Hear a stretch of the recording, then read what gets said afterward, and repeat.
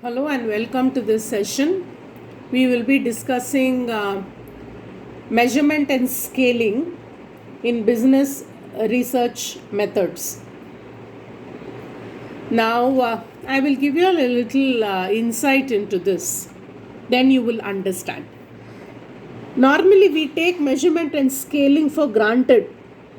For example, if you want to measure the weight of gold, how do you do it?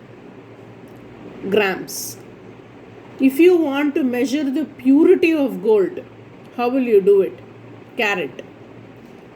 If you want to measure length, yards, centimeters, meters, right? So we don't even think about measurement and scaling because they are all preset. But in business research, because we are doing a social science research, because we are doing a business research, most of the scales we will have to create. There are certain scales which are already there. For example, GDP, it's already there. So we take it as 5.6 GDP growth, we take it as 5.6. We don't have to create anything. Similarly, average increase of sales or market share, whatever is given, we accept it and start going forward from there. But imagine if you have to measure happiness, job satisfaction, attitude towards online learning, commitment to work, then psychology of investors, affiliation to a brand, then creating loyalty program. You have to study loyalty index. For all these things, there are no scales which are there, right? So when you have to create a variable in the form of a sentence and you have to create a scale, right? So what is measurement? Measurement means assigning a number or a symbol or a character to an object. You would have seen in many restaurants, there will be 5 faces. One will be smiling and the other one will be very sad. That is the scale they have created, right? So what are they doing? They are assigning a symbol, a character, okay, instead of a number. So measurement is assigning a symbol, assigning some kind of character, number to what you want to measure. What are they measuring over there? Restaurant. Are you happy in the restaurant? Are you happy with the food? So they have 5 different kinds of faces. What are they measuring? They are measuring your feedback to so many things in that restaurant. Food quality, price, okay? Scale is an extension of measurement. Scaling involves creating a continuum.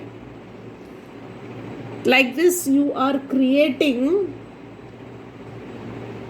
a continuum. Like for example, imagine a place where you don't have a scale, but you want to measure a room. So what you do, you keep your foot and go in front of the foot, and then you say 10 times if I walk, then 10 foot it is. 3 foot it is this side. So you are measuring a room or a place or a football thing, or you want to draw a boundary in the garden to play some game. So you are making so how are you creating a scale? With your foot.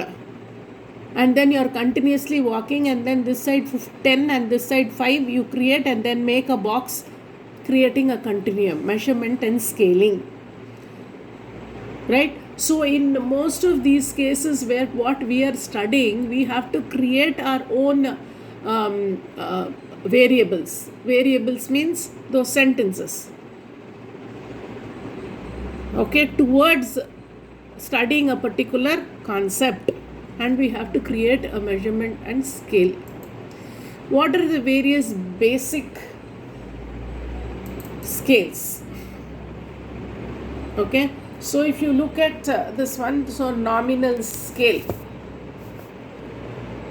right? What is this nominal scale?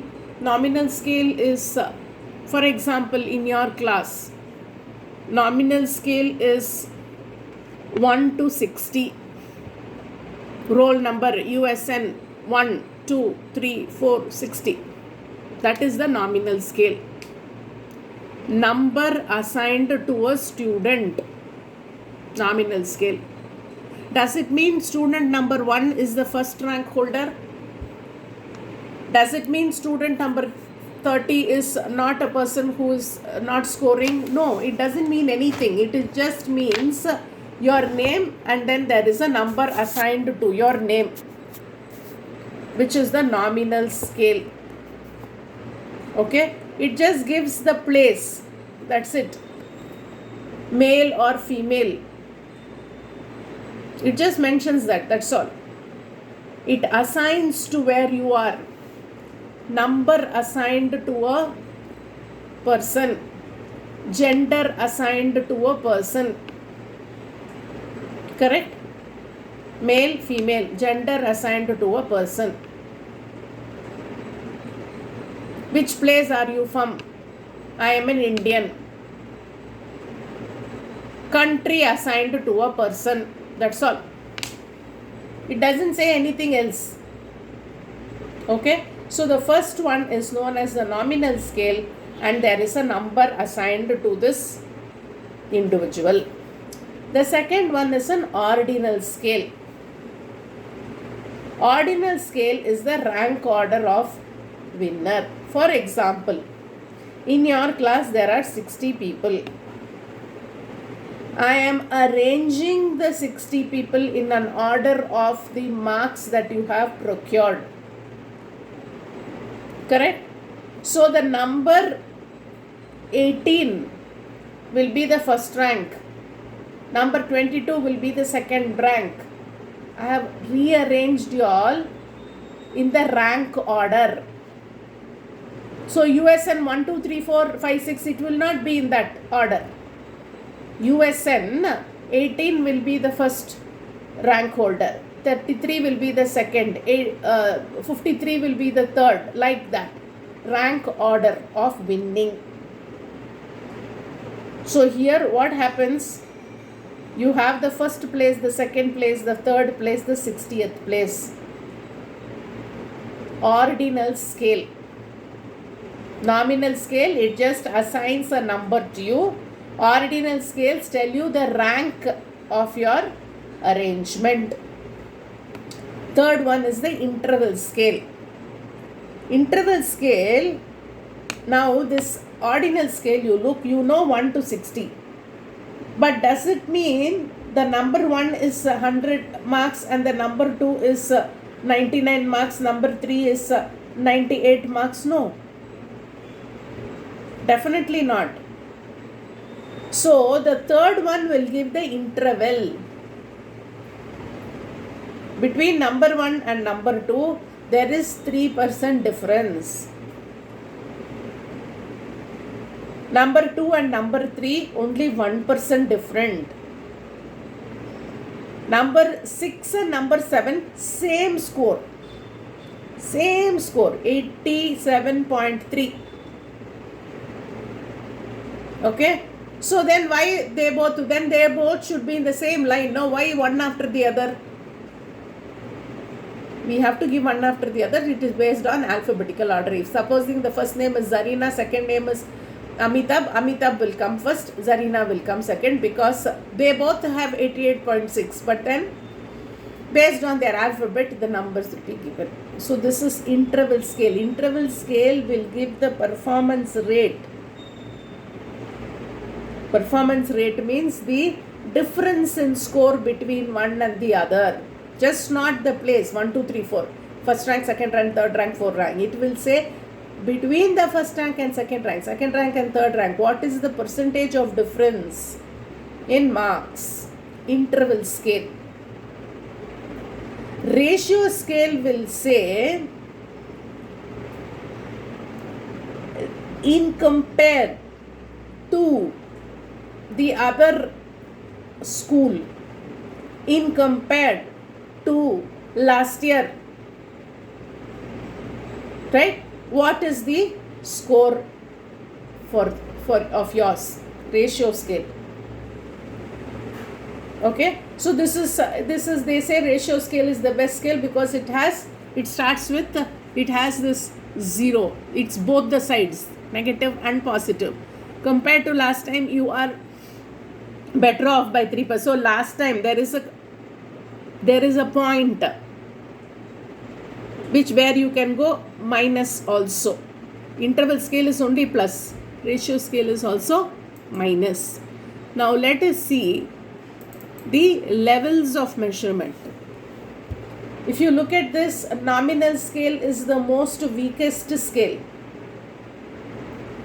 Why? It doesn't say anything. It just says Sheila number 32. That's it. Ordinal scale is slightly better. It says Sheila is in the 6th place in the class. Interval scale, distance, the meaning of distance. What is the distance between first and 6, second and 6, third and 6? Ratio scale is absolute 0. Compared to last time, compared to another person. Okay, so it is the highest scale. These are the basic scales. What are the basic scales? Nominal scale, ordinal scale, interval scale, ratio scale. Which is the weakest? Nominal. Which is the strongest? Ratio. Right? Now let us go to the next aspect. What are the other types of scales that are used in your study? Okay, when you are constructing a questionnaire, what are the various types of scales you will be using? Comparative scales, non-comparative scales. Non-comparative scales, you've got continuous scale, itemized scale, Likert scale, semantic scale, staple scale. Today we are going to see non-comparative scales. Non-comparative scales, if you look at the nomenclature, you will realize that it doesn't compare you with anything else. Right? It only measures your satisfaction level, but not in comparison to somebody else or not in comparison to what you were yesterday. So, non-comparative scales is what we will be looking at today. Right? So, let us look at this non-comparative scale. Non-comparative scale, there are two kinds of scale, continuous scale and itemized scale. Continuous scale, it gives a place or a mark on the continuous line. Okay, you have a small line, you put a dot, you just 0 in one place, 10 in one place, continuous. You put a dot somewhere, then you roughly say, it is little close to 10, so it could be 8.5. Right? So, what is this used for? Reaction to television. Just an example. Okay? Your score for a movie. Okay?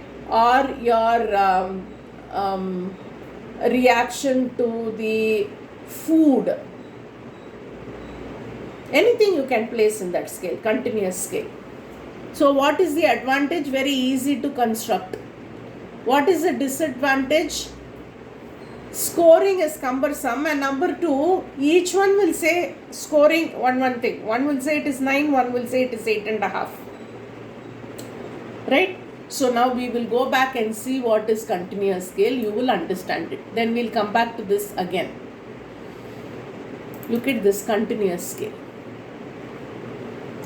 Respondents rate the objects by placing the mark at the appropriate position on the line. That runs from one extreme criteria behavior to the other. This is a continuous form. How do you like, for example over here, how do you like shopping in Big Bazaar? Okay, so here probably worst, probably the best. So continuous over here you can put anywhere. So if I am putting here, so should I say it is 85, 83, 82? That is a disadvantage over here. Correct? So it is a continuous line. That is why it is called a continuous scale. So this is another continuous scale. How do you, anything that runs continuously. How do you like the online teaching experience? And draw a continuous line. This said extremely interesting, not at all interesting. So that is your continuous scale. Clear? There is one line at this end. Supposing you want to, I'll give you another example. You went to a movie and then you want to rate it continuous. So you said extremely interesting, not at all interesting, and you draw a continuous line. That becomes a continuous rating scale. Next you have itemized rating scale. Itemized means there will be blocks, lines. What are the various itemized scale? Likert scale, semantic difference scale, staple scale. Let us look at each one of them. Likert scale you all know already. You would have used it very many a times. What is a Likert scale? It is a psychometric scale commonly involved in research while doing a questionnaire. It is a very popular scale. It is a non-comparative scale. And what happens is each of the blocks or in the scale, the continuum is split into 5 or 7. So it is called a 5-point Likert scale or a 7-point Likert scale. What are the points? The points can be 5. First one is extremely satisfied. Satisfied. Neither satisfied nor dissatisfied. Dissatisfied, extremely dissatisfied. 5-point scale. Thus, the range captures the intensity of the feeling, okay, on multiple intervals, and it reveals a pattern. This is your Likert scale. Okay. So there can be a 5-point Likert scale. Why it's called a Likert scale? Because the person who invented the scale is called Likert. So it's called a Likert scale. Let us see a 7-point Likert scale. Look at this 7-point Likert scale. It is the duty of the doctor to keep the people alive for a long possible time. Strongly agree, somewhat agree, undecided, disagree, somewhat, disagree, strongly disagree. 7-point. If you look at the 7-point scale, you will have 3 in the positive, 3 in the negative, and 1 will be undecisive.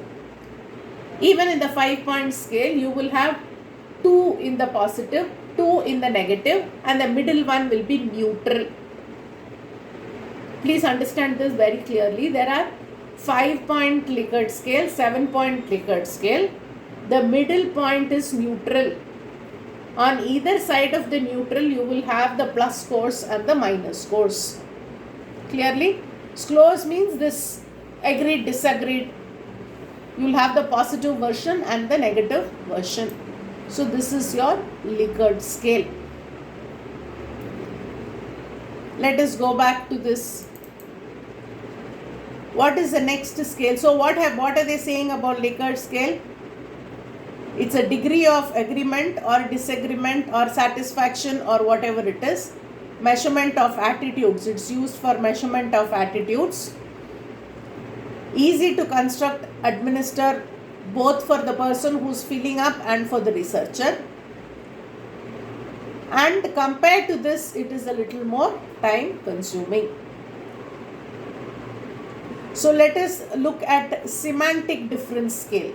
What is the semantic difference? It is a 7-point scale.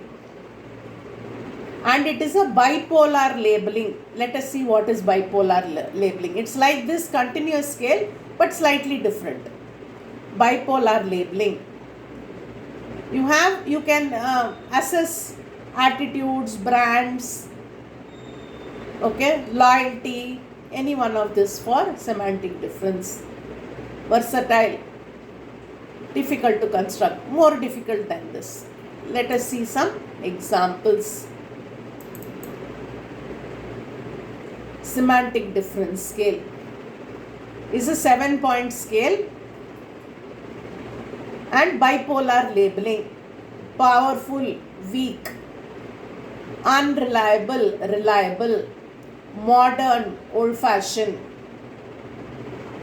Okay? So you have on both the sides the extremes, bipolar. The negative objective of phrases sometimes appear in the left or thing. Either way, you can place it. Individual items of the semantic difference scale may be scored -3, +3 like this. This is +3, this is -3. Clear? Semantic difference scale. So you work with clues. Semantic difference means remember just one word, bipolar. Okay? Likert means you just remember 5 or 7. Okay? And you remember middle neutral. Then you can construct a Likert scale. Continuous means you will have to just remember this. There are no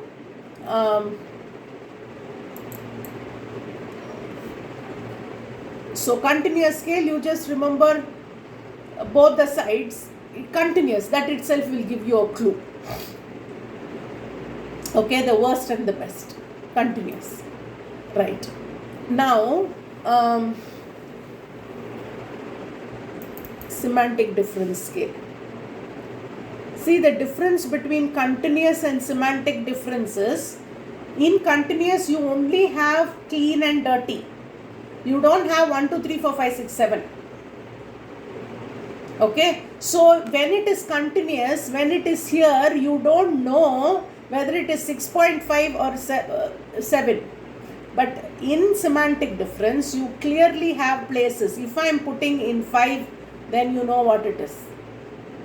Okay, so it is a 7-point scale. Semantic difference is a 7-point scale. Bipolar. Continuous is a continuous scale.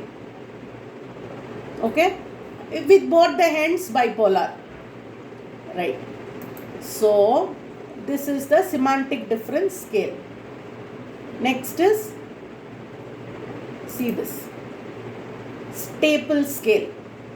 Staple scale is a unipolar 10-point scale without a neutral 0. Again, what is it used for? It is used for measurement of attitudes. What are the disadvantages? Confusing. Okay. To administer it, it is difficult to administer. Let us see an example. Staple scale. It is unipolar. This is the keyword you have to remember. Unipolar scale with 10 categories. Okay. So the middle one is the neutral point. Okay. And either side, the highest in the positive, the highest in the negative. High quality, the highest in the quality, highest is +5. Worst quality, -5. Poor service. The best service is +5. The -5 is worst service. Okay. So the problem is, how do you decipher when it is -3 or +3? There isn't a specific description. Whereas, look at this Likert scale. There is a very specific description for each of the point. Strongly agree, disagree, somewhat agree. So you will know exactly how to decipher it. So this is the difference of. So now what you do is, these are all we have seen now. Non-comparative scales, continuous scale, itemized scale. Continuous scale, both side bipolar, one straight line. Okay. And when you have itemized scale, then you have Likert scale, which is a 5-point or a 7-point scale, semantic difference scale, and staple scale. Semantic difference scale is a 7-point scale, bipolar. Staple scale is when you have one middle word and both the sides you have the extremes, which is undescribed. So you take these scales and prepare your own questions. Okay. For example, for continuous scale, rate the toothpaste that you are using. Give some items, give some scaling and see. So for each scale you prepare about 4 or 5 different questions. If you don't do it, you will get very, very confused. Of course, I will give this in the question bank also. But as a practice, you please ensure that you do this exercise and see. So today we have seen scaling, and tomorrow we will do comparative scales. Thank you.